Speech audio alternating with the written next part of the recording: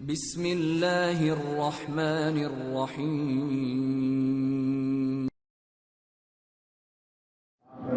اور بالکل محفوظ ہے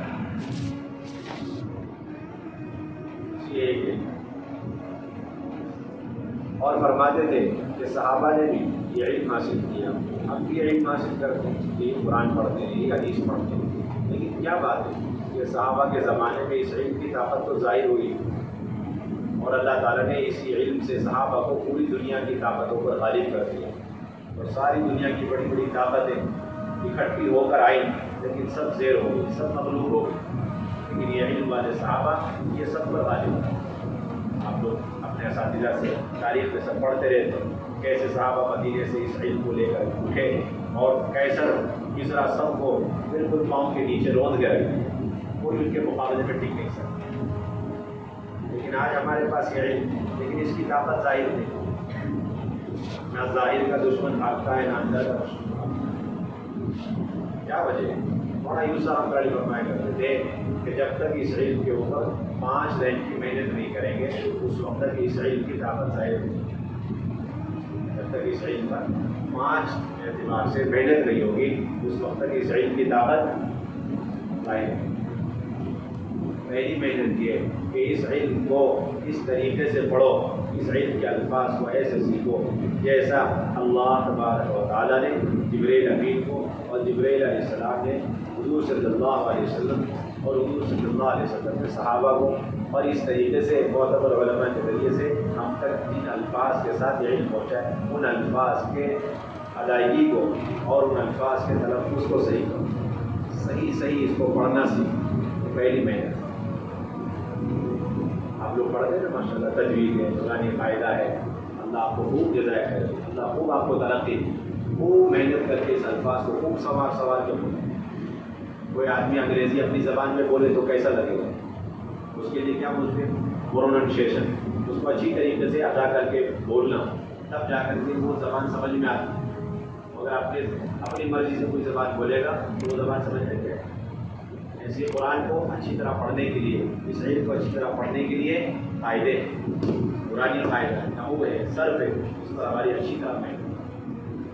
دوسری بات یہ فرماتے تھے کہ اس علم کے معنی کو صحیح سمجھو، اپنی مرضی سے جو سمجھ میں آئے وہ علم نہیں، وہ معنی نہیں، بلکہ اللہ تبارک و تعالیٰ ان الفاظ کے ذریعے جو معنی اور جو مطلب بندوں کو سمجھانا چاہتے ہیں، حضور صلی اللہ علیہ وسلم کو سمجھایا، آپ صلی اللہ علیہ وسلم نے صحابہ کو سمجھایا، بس وہ معنی معتبر ہے، اس کے علاوہ کوئی معنی معتبر نہیں۔ وہ معنی سمجھیں گے فوراً ہدایت پائیں گے، وہ معنی نہیں سمجھیں گے فوراً گمراہ ہوں گے۔ اس لیے ہماری یہ دوسری ذمہ داری قرآن کے اعتبار سے، اس علم کے اعتبار سے۔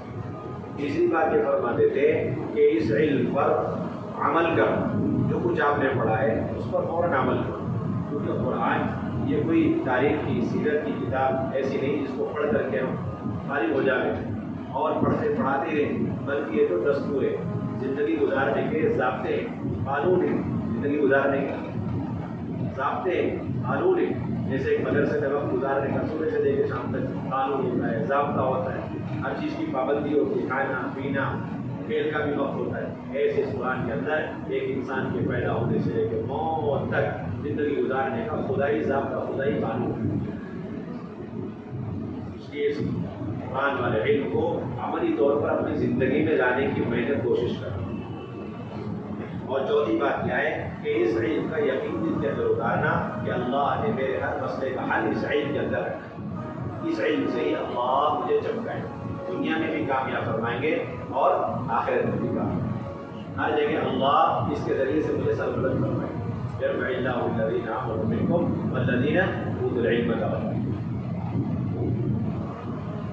اور پانچویں بات فرماتے تھے کہ یہ چاروں چیزیں اس وقت صحیح ہوں گی جبکہ اس علم کی دعوت ہمارے پاس ہوگی۔ اس کی دعوت ہوگی، اس علم کی دعوت ہماری زندگی میں، کہ ہم اس علم کی ذریعے سے کامیابی کی دعوت چلائیں، کہ اللہ نے یہ علم نورانی ہمیں عطا فرمایا ہے، اس کو پڑھیں گے تو اللہ ہمیں نور عطا فرمائیں گے، ہمارے آنکھوں میں نور آئے گا، کانوں میں نور آئے گا، زبان پر نور آئے گا، دل میں نور آئے گا، اعضاء و جوارح میں نور آئے گا، اور جب اس علم پر عمل کریں گے تو اللہ تمام مصیبتوں سے ہمیں بچائیں گے، تمام دشمنوں سے اللہ ہماری حفاظت فرمائیں گے، اور جب اس علم کا یقین آئے گا تو پھر اس علم پر عمل کرنا آسان ہوگا۔ دعوت چلانی چاہیے، اس علم کی دعوت، جب یہ 5 رہی کی محنت ہوگی تو مولانا یوسف صاحب فرماتے تھے کہ اللہ تبارک و تعالیٰ ایسے اس قرآن کی طاقت کو، اس علم کی طاقت کو ہماری زندگی میں ظاہر فرمائیں گے جیسے صحابہ کے لیے ظاہر فرمائیں گے۔ دنیا کی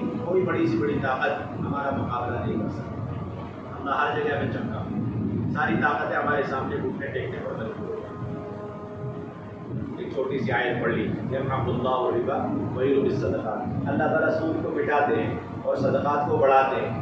اس آیت کو صحیح طور پر پڑھنا پہلی ذمہ داری، پھر اس آیت کا وہ معنی سمجھنا، صحیح معنی سمجھنا، یہ دوسری ذمہ داری۔ تیسرا، اس آیت پر عمل کرنا، ہم نے پڑھ لیا کہ سود کو مٹاتے ہیں، بس زندگی بھر کے لیے 2 کام کرنا، ایک سود سے اپنی ذات کو بچانا، اور دوسرے پوری امت کو سود سے بچانے کی کوشش کرنا۔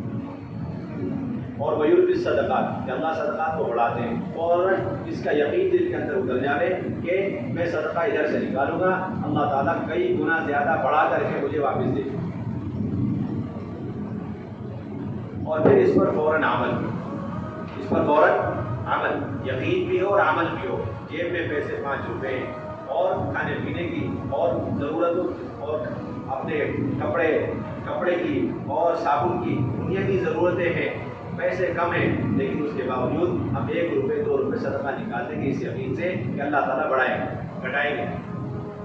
سود میں دیکھنے میں پیسہ زیادہ نظر آتا ہے لیکن اللہ اسے گھٹا دے گا، اور صدقہ نکالنے میں پیسہ کٹتا ہوا نظر آتا ہے لیکن اللہ بڑھا کے دے گا۔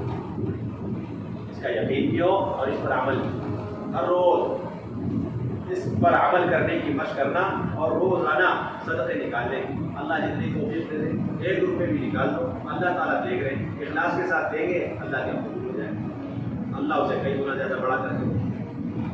اور پھر 5ویں بات، اس کی روزانہ دعوت چلے، اس کی روزانہ دعوت چلے۔ اللہ تعالیٰ ہمارے لیے عزت چاہیں گے، اللہ تعالیٰ ہمارے لیے کامیابی چاہیں گے، لیکن اللہ کی چاہ کب لگے گی، اس کے ضابطے اور اس کے قانون اللہ نے قرآن میں بتائے۔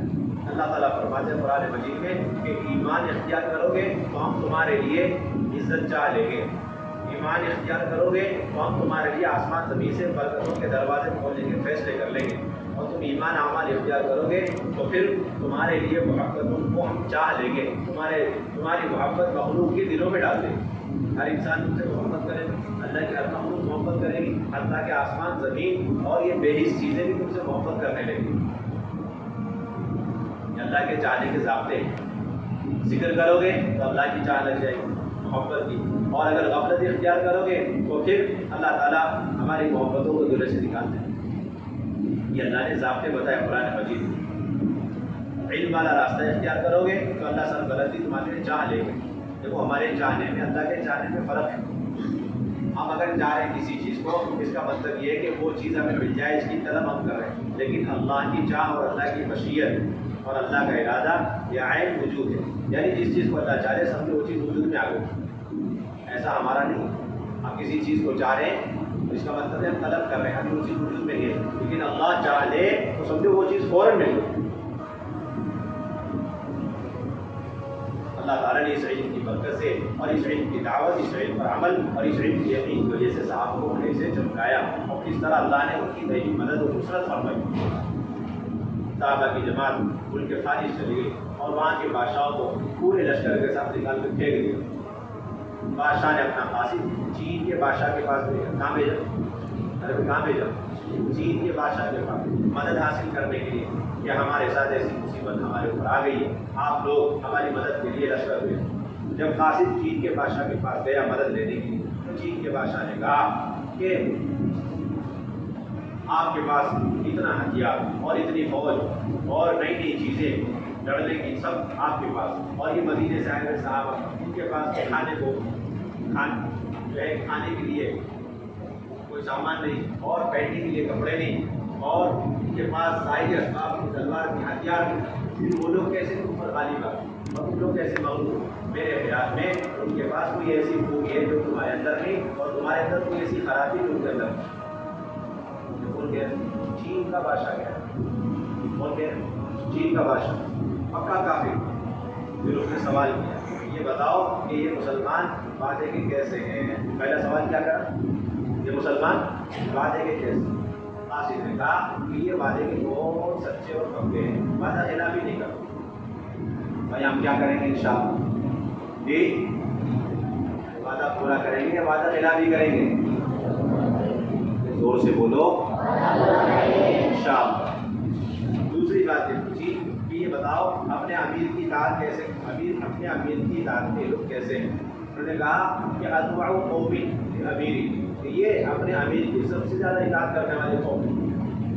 ایسی اطاعت کہیں دیکھنے کو نہیں ملتی۔ امیر کی پوری بات مانیں گے انشاءاللہ، اپنے اساتذہ کی بات مانیں گے انشاءاللہ۔ تیسری بات اس نے جی یہ بتاؤ جب یہ میدان جنگ میں اترتے ہیں تو کیا عمل کرتے ہیں؟ بتایا کہ یہ دعوت دیتے ہیں ایمان کی، توحید کی، نہ مانو تو کسی کی بات کرتے ہیں، اور نہ مانو تو پھر آمنا سامنا کرتے ہیں، مقابلہ کرتے ہیں۔ چوتھی بات پوچھی یہ بتاؤ یہاں کون کون سی چیزیں حلال ہیں، کون کون سی چیزیں حرام ہیں؟ اس قاصد نے حلال چیزیں گنا دی اور حرام چیزیں گنا دی۔ پھر سوال کیا کیا یہ لوگ حلال کو حرام اور حرام کو حلال کرتے ہیں؟ قاصد نے کہا نہیں، یہ حلال کو حلال یقین کر کے اس پر عمل کرتے ہیں اور حرام کو حرام یقین کر کے اس سے 100% بچتے ہیں۔ یہ جواب سنتے ہی چین کے پکے کافر بادشاہ نے یہ کہا پھر تو یہ قوم ہلاک ہونے والی ہی نہیں، یہ قوم کبھی ہلاک نہیں ہو سکتی، اسے کوئی ہلاک کر ہی نہیں سکتا۔ اس کے اندر ہی ایسی طاقت ہے، اس کے اندر ہی ایسی قوت ہے، انہیں کوئی توڑ نہیں سکتا، انہیں کوئی موڑ نہیں سکتا، انہیں کوئی مٹا نہیں سکتا، انہیں کوئی کچھ نہیں کر سکتا۔ کوئی طاقت ہی آج تک پیدا نہیں۔ قرآن اور قرآن پر عمل کرنے پر ایک کافر کو اتنا یقینی نہیں ہلاک ہونے والا ہے۔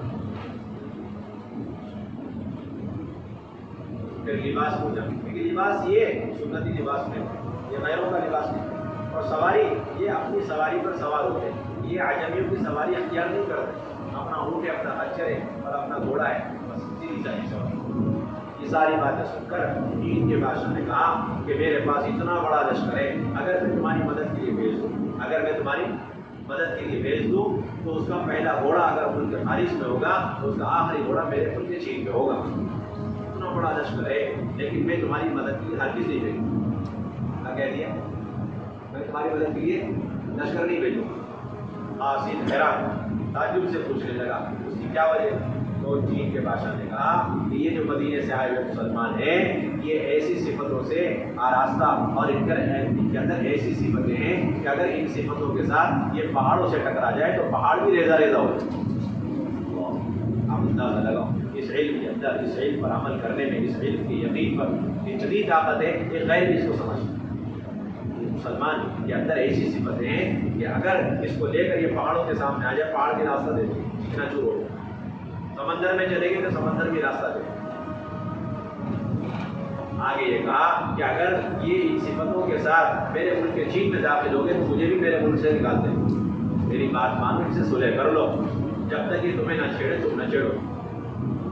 دشمنوں کی ہمتیں نہیں ہوتی تھی، طاقتیں نہیں ہوتی، جرأت نہیں ہوتی کہ ایسے مسلمانوں کو جو قرآن پر عمل کرنے والے اور قرآن کی دعوت والے اور قرآن کا یقین دلوں میں رکھنے والے، ان کا مقابلہ کرنے کے ان کے اندر کوئی ہتھیار ہی نہیں، ایسی کوئی فوج ہی تیار نہیں جو مسلمان کو مٹا۔ مسلمان مٹتا ہے تو خود اپنی بدعملی کی وجہ سے قرآن کے یقین کو چھوڑ کر، قرآن کی تعلیمات کو چھوڑ کر اور قرآن کو پشے کچھ ڈال کر، اس وجہ سے ایک مسلمان کمزور ہوتا ہے، تب جا کر کے دشمن کے حوصلے بلند ہوتے ہیں۔ اس لیے میرے دوستوں اور پیارے بچوں، ہم یہ ارادے کریں انشاءاللہ ہم ان 5 لائن کی کوشش کریں گے، الفاظ بھی صحیح سیکھیں گے، معنی بھی صحیح سیکھیں گے اور اس کا یقین بھی سیکھیں گے۔ یقین کیسے سیکھا جاتا ہے؟ یقین سیکھا جاتا ہے یقین ایمان کی دعوت سے۔ کیسے سیکھا جاتا ہے؟ ایمان کی دعوت سے۔ وہ اللہ کی پڑھائی کو، وہ اللہ کی دعوت کو، اللہ کتنے بڑے ہیں، جتنی چھوٹی بڑی چیزیں انہیں ملاؤ آپس میں۔ چیونٹی کو جبریل امین کے ساتھ ملاؤ، کہ چیونٹی چھوٹی جبریل امین بڑے، اور ذرے کو ہمالیہ پہاڑ سے ملاؤ، کہ ذرہ بہت چھوٹا، اور ہمالیہ پہاڑ بہت بڑا. اس طرح چھوٹی بڑی چیزوں کو ملا کر کے، یہ چھوٹی وہ بڑا، یہ چھوٹی یہ بڑا، پھر یہ ساری چھوٹی بڑی چیزوں کو ملا کر ایک طرف رکھو اور کہو یہ ساری چیزیں چھوٹی اور اللہ بڑی. آسان ہے کچھ؟ کسی بھی بڑی چیز پر نظر پڑ جائے اس سے پہلے کہ اس کی عظمت اور اس کی بڑائی دل میں اترے، فوراً کہہ دو کہ بہت چھوٹی ہے اور اللہ سب سے بڑے ہیں. مولانا یوسف فرمایا کرتے تھے کہ جب جبرائیل امین کو اللہ کے مقابلے میں رکھو تو یہ کہو کہ جبرائیل امین اللہ کے مقابلے میں اتنے سے، اور فرماتے تھے یہ اتنے سے، یہ تو سمجھانے کے لیے ورنہ وہ اتنے سے بھی نہیں ہے. یہ ہمارا روز کا سبق ہونا چاہیے. یہاں کون سا سبق ہونا چاہیے؟ چلتے پھرتے اٹھتے بیٹھتے یہی ہمارا مسئلہ ہو. ہر وقت ایک دوسرے کو ایمان کی دعوت، ہر وقت ایک دوسرے کے سامنے اللہ کی بڑائی ہو، اللہ کی عظمت ہو، اللہ کی وحدانیت ہو، تب جا کر کے ہمیں کچھ ایمان اور یقین نصیب ہوگا، کچھ نور اترتا ہوا نظر آئے اور اس کی برکت سے عمل کی طاقت پیدا ہو. کس کی طاقت پیدا ہو؟ جی، عمل کی طاقت پیدا ہو. علم عمل پر نہیں چلاتا بلکہ یقین عمل پر چلاتا. جس چیز کا دل میں یقین ہوتا ہے وہی عمل پر چلاتا. دوا کا یقین ہوگا اور صدقے سے شفا کا یقین نہیں تو بیماری آتی. سب سے پہلے ہم ڈاکٹر اور دوا کو دیکھیں گے صدقے کے لیے اپنے جیسے ہاتھ میں کا، کیونکہ یقین صدقے کے مقابلے میں کس کا زیادہ ہے؟ جی، ڈاکٹر کا اور دواؤں کا. اس یقین کو سیکھنا ہے اور یہ سیکھنے کا زمانہ ہے اور یہی وقت ہے اور یہی چار دیواری ہے. یہاں ہم نے سب کچھ سیکھا، یقین نہ سیکھا تو کچھ نہیں سیکھا. یاد رکھیے. اور ہم نے یقین سیکھ لیا، پڑھنا کمایا، لکھنا پڑھایا کمایا، لیکن یقین سیکھ لیا، سنت والی زندگی سیکھ لی، سب کا دست کامیاب ہو. ہماری زندگی بن گئی بس یقین ہمیں سیکھ. اور پھر حضور صلی اللہ علیہ وسلم کے سنتوں کی پابندی کرنی.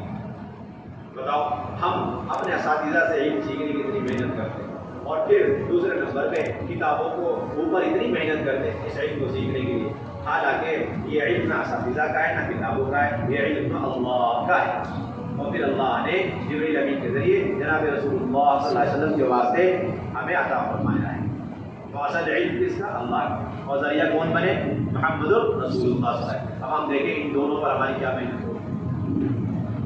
بھائی جس کا اصل علم ہے اس پر کرو محنت، اور جس کے ذریعے سے یعنی محمد رسول اللہ صلی اللہ علیہ وسلم کے ذریعے ان پر محنت. تو اللہ پر محنت کیا ہے؟ میں اللہ سے تعلق جوڑ، اللہ سے بنا کے جوڑ.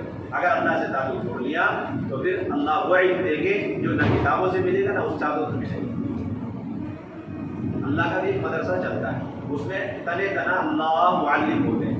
دلوں کے اندر اللہ ایسے علم کی گہرائی اتارتے ہیں جو نہ کتابوں میں نہ استادوں کے پاس ہے. اس مدرسے میں شرکت کے لیے اور اس مدرسے میں ایڈمیشن کے لیے ایک شرط، وہ شرط جو پوری کر لے گا اللہ فوراً اس کے دل میں علم کے دروازے کھولتے ہیں. بتا دیں وہ کون سا عمل ہے، کون سی شرط ہے ایڈمیشن؟ ارے بھائی بتا دیں جی. یہاں پہ اساتذہ سے ہی چاہیے علم اور کتابوں سے ہی چاہیے، براہ راست اس کی ذات سے نہیں چاہیے جہاں سے علم آیا. اللہ نے فرمایا ایک شرط ہے وہاں داخلے وہ ہے تقویٰ، اللہ کا ڈر. واتقوا اللہ ویعلمکم اللہ، اللہ کا ڈر اور خوف اختیار کرو تو اللہ تمہیں علم سکھائے. ڈر اللہ کا خوف ہر وقت 24 گھنٹے بچوں کی آنکھوں کے سامنے اللہ، اللہ کا ڈر، اللہ کا خوف ہے. تب تو اللہ ایسی کتابیں سکھائیں گے کہ سوچتے رہتے ہیں یہ کیسے سمجھنا ہے، یہ اللہ نے سوچا ہے، یہ اللہ نے سمجھا. تقویٰ اختیار کرو. اور تقویٰ مکمل نہیں ہوگا جب تک حضور صلی اللہ علیہ وسلم کے سنت طریقوں پر نہیں چلے. دوسرے نمبر کی یہ محنت اور نمازوں کا اہتمام. نماز تقوی کا بنیادی عمل ہے. نماز قائم کیے بغیر ہمارا تقویٰ بھی مکمل نہیں ہوگا. اس لیے ہمارے حضرت مولانا صاحب آپ کو فرماتے ہیں کہ بھائی اللہ کا گھر مسجد ہے اور مسجد سے ہی اللہ کا تعلق جوڑتا ہے اور جوڑنے کا راستہ نماز ہے. فرض نماز بھی، نفل نمازیں بھی. فرض نماز بھی جی اور نفل نماز بھی. بس فرض کا اہتمام کے ساتھ ساتھ نفلوں کا بھی ایسا اہتمام ہو کہ اللہ تبارک و تعالیٰ سے تعلق قائم ہو جائے. بس تعلق قائم ہوتے ہی اللہ تبارک و تعالیٰ علم کا سلسلہ جاری فرمائے اور پھر حضور پاک صلی اللہ علیہ وسلم کی سنتوں کی اتباع کرنا. کس کی سنتوں کی اتباع کرنا؟ جی آپ صلی اللہ علیہ وسلم کی سنتوں کی اتباع. کھانے میں، پینے میں اور عبادت میں اور ہر چیز کے اندر یہ دیکھنا کہ آپ کا طریقہ کیا ہے. کیا دیکھنا؟ آپ صلی اللہ علیہ وسلم کے سنت طریقے انتہائی طاقتور اور اس کا مقابلہ نہ آسمان کر سکتا ہے نہ زمین کر سکتا ہے. کوئی بھی چیز حضور صلی اللہ علیہ وسلم کے جسم سے نکلے ہوئے عمل کا مقابلہ نہیں کر سکتی۔ بتاؤ وہ کپڑا جس میں تیل لگا ہوا اور حضور صلی اللہ علیہ وسلم کی مبارک سر سے لپٹا ہوا، وہ ساتوں زمین ساتوں آسمان چاند سورج سے زیادہ قیمتی ہے یا نہیں؟ بتاؤ بولو کیوں؟ اس لیے کہ اس کپڑے کو نسبت لگ گئی کس کی؟ حضور صلی اللہ علیہ وسلم۔ آپ صلی اللہ علیہ وسلم کے جسم مبارک سے وہ کپڑا لگ گیا، ٹچ ہو گیا، اس پر اتنی قدر و قیمت کہ دنیا بھر کی ساری بادشاہت اس کے سامنے ہے جو کی حیثیت سب ایک ترازو کے پنڈے میں، اور یہ حضور صلی اللہ علیہ وسلم کے مبارک سر پہ لگا ہوا سیدھا سادہ سا وہ تیل میں جس پر کپڑا ایک طرف رکھ دیا جائے اس کا بھاؤ نہیں لگا سکتا۔ تو پھر خود حضور صلی اللہ علیہ وسلم کی جسم مبارک کی کتنی قیمت ہوگی، اور پھر آپ صلی اللہ علیہ وسلم کی جسم مبارک سے نکلے ہوئے اعمال کی کتنی طاقت ہوگی، یہ اصل۔ اس لیے حضور صلی اللہ علیہ وسلم کی سنتوں کو چن کر اختیار بتکلف اختیار کیا کرنا، ہاں۔ اور اسی طریقے سے ہماری ذمہ داری یہ ہے کہ دعوت کے اعمال میں شرکت کرنا۔ یہ ساری چیزیں ایمان ہے، نماز ہے، اور پھر حضور صلی اللہ علیہ وسلم کی اتباع ہے، یہ ساری چیزیں، اور علم کا شوق اور علم کی رغبت، یہ سب چیزیں یہ اعمال دعوت کے ذریعے سے ہمارے اندر پیدا ہوتی ہیں۔ اس لیے فضائل کی تعلیم، اس لیے منتخب کی تعلیم، اس لیے مسجد کی تعلیم ہے، اور اس کے لیے گھر کی تعلیم، اور اس کے لیے اللہ کے راستے میں نکلنا، اس کے لیے اللہ کے راستے میں نکلنا۔ حضور صلی اللہ علیہ وسلم کے زمانے میں صحابہ حضور صلی اللہ علیہ وسلم کی خدمت میں بیٹھ کر پڑھ رہے ہیں، اچانک کسی ملک سے لوگ آگے اور کہنے لگے یا رسول اللہ صلی اللہ علیہ وسلم، ہمارے علاقے میں لوگ دین میں داخل ہو چکے ہیں، اب انہیں دین کی تعلیم دینے والا کوئی نہیں، آپ اپنے ساتھیوں میں سے کسی کو بھیج دیں تاکہ وہ دین کی تعلیم دیں۔ حالانکہ پڑھ رہے، ابھی پڑھائی مکمل نہیں ہوئی، کیونکہ آپ صلی اللہ علیہ وسلم جب تک حیات تھے اس وقت تک علم مکمل نہیں ہوا، وحی کا سلسلہ جاری تھا، کب کون سے موقع پر، کون سی حاجت پر، کون سی ضرورت پر، کون سی آیت اتر جائے کچھ نہیں پتا، وہاں اکٹھا تو علم نہیں تھا۔ ضرورت میں صبح بھی اتر رہی ہے، رات میں بھی، دن میں، سفر میں، حضر میں آیتیں اتر رہی ہیں۔ آپ صلی اللہ علیہ وسلم اپنے صحبت میں رکھ کر کے علم لے، تو آپ صلی اللہ علیہ وسلم سبق میں بیٹھے کسی بھی طالب علم کو اٹھا کر فرماتے جاؤ ان لوگوں کے ساتھ اور اس ملک میں جا کر کے دین کی تعلیم۔ آپ صلی اللہ علیہ وسلم نے ایسے دعوت اور تعلیم کو دونوں کو اکٹھا کیا، دعوت اور تعلیم کو دونوں کو ایسے اکٹھا کیا۔ اور یہی نہیں بلکہ حضور صلی اللہ علیہ وسلم صحابہ کو لے کر ایمانی حلقے، ایمانی مجلسیں لگاتے اور صحابہ رضی اللہ عنہم اجمعین مسجد میں بیٹھ کر کے خوب ایمان کی باتیں کرتے تھے، خوب علم کے مذاکرے کرتے تھے، حلال حرام کے تذکرے کرتے تھے، اور پھر دعوت دے کر جو بازار میں ہوتے تھے، دکانوں میں ہوتے تھے، پیار سے محبت سے یوں کہہ کر انہیں مسجد میں بلاتے دعوت دیتے، تم یہاں بیٹھے تھے ہو اور حضور صلی اللہ علیہ وسلم کی میراث مسجد میں تقسیم ہو رہی ہے، تو ہم خود بھی اس علم میں لگیں گے اور پوری امت کو بھی اس میراث میں حصہ لینے کے لیے انہیں بھی دعوت دیں گے، اور گھر کے اندر یہ ماحول قائم ہو، یہ علم گھر میں بھی پہنچے، نمازوں کا ماحول گھر میں قائم ہو، اس کے لیے اپنے گھر کے اندر بھی قرآن کے حلقے لگائیں، گھر کے اندر بھی حدیث کے حلقے لگائیں، ایک دن منتخب سے پڑھیں گے، ایک دن فضائل سے ہم پڑھیں گے، اور 6 صفات کا مذاکرہ روز کریں گے، اور اللہ کے راستے میں نکلنے کی خوب تشکیلیں کریں گے، اور مسجد کے اندر بھی ہم وقت دیں گے۔ کہاں وقت دیں گے؟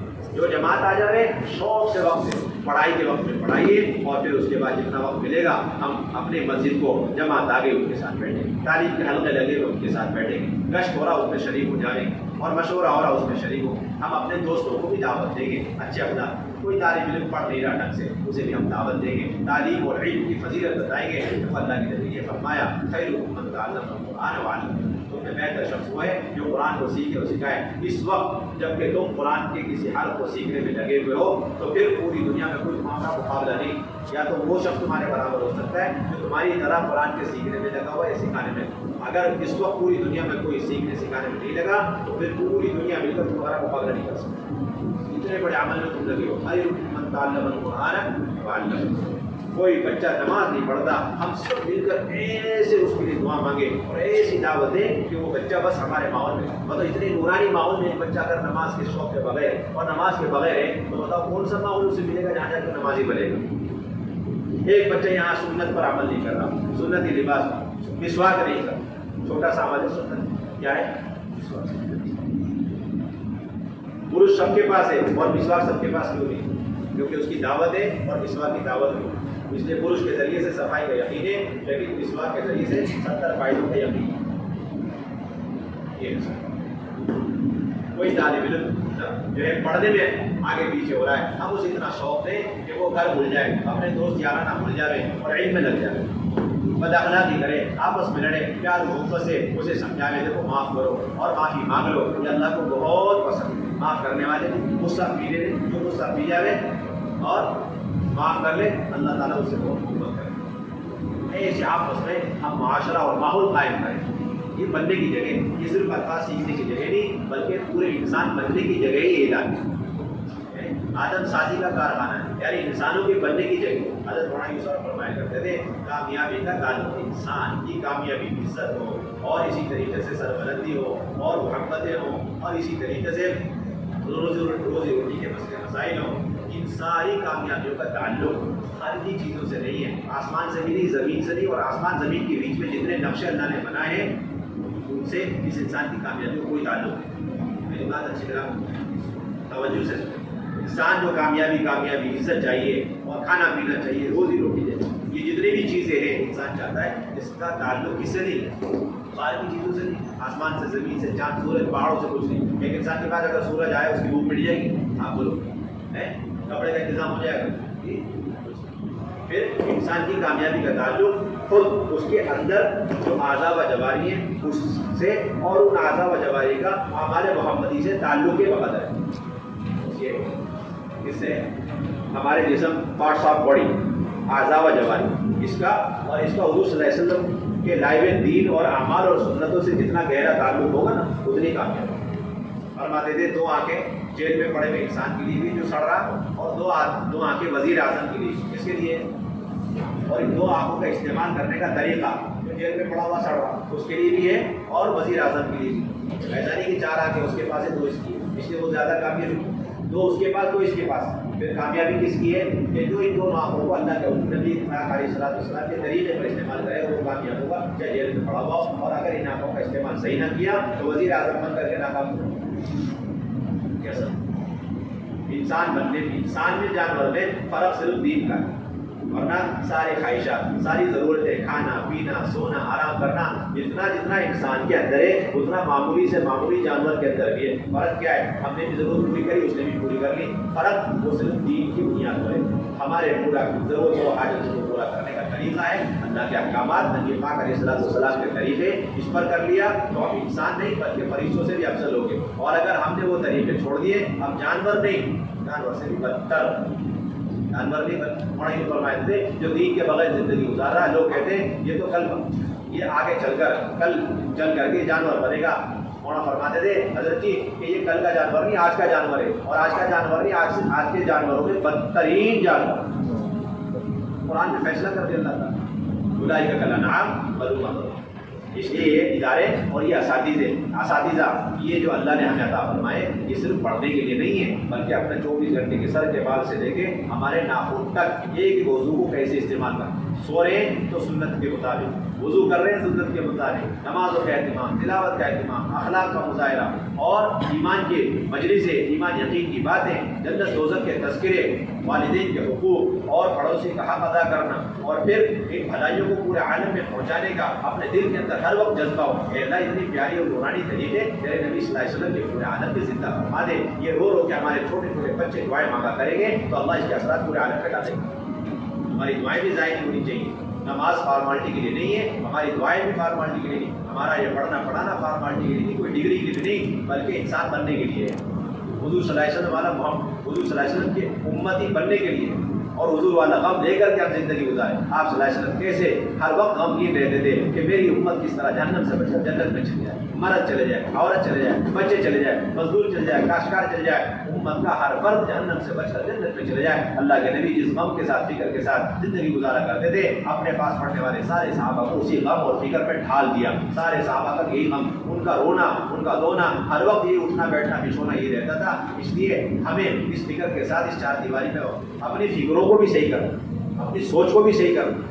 ہم کوئی ڈگری کے لیے یا دنیاوی تعلیمات کے لیے پڑھائی نہیں کر رہے بلکہ پوری امت کو اللہ سے جوڑنے کی ہم تعلیم حاصل کر رہے ہیں۔ اپنے کو جوڑنا اس ادارے میں اور پھر دعوت کے ذریعے محنت کر کے پورے عالم کو، پوری امت کو جو اللہ سے ٹوٹی ہوئی ہے، بچھڑی ہوئی ہے، انہیں اللہ سے جوڑنا۔ وہی کریں گے انشاءاللہ، جس کے لیے ہم مسجد کے اعمال کی بھی پابندی کریں اور اپنے گھروں کے اندر اعمال دعوت کی پابندی کریں اور خوب گھر میں بھی دعوت دیں، دوستوں میں دعوت دیں، اپنے والدین کو اللہ کے راستے میں بھیجیں، اپنے بہنوں کی بھی ہم تشکیل کریں، بھائیوں کی تشکیل کریں، اپنے دوستوں کی تشکیل کریں اور خود بھی اپنے اساتذہ کی نگرانی میں مشورہ کر کے یا پھر اپنے والدین کے ساتھ اللہ کے راستے میں نکلنے کی ترتیب بنا لیں اور جو جماعت آ جائے اس کی نصرت اور مسجد کے اعمال میں شرکت کی کوشش کریں۔ نہیں کریں گے انشاءاللہ، کون کون کریں گے؟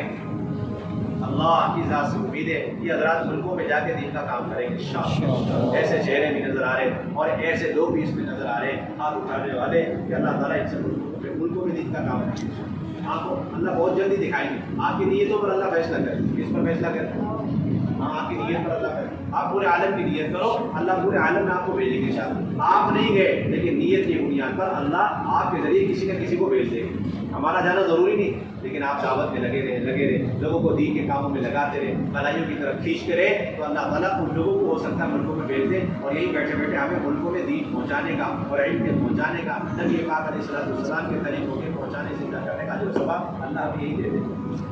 کریں گے انشاءاللہ، اللہ تعالیٰ پھر قبول فرمائے۔ آپ جو بچے اس میں ماشاء اللہ بڑی عمر کے، ماشاء اللہ اس میں 18 سال کے 20 سال کے بڑی عمر کے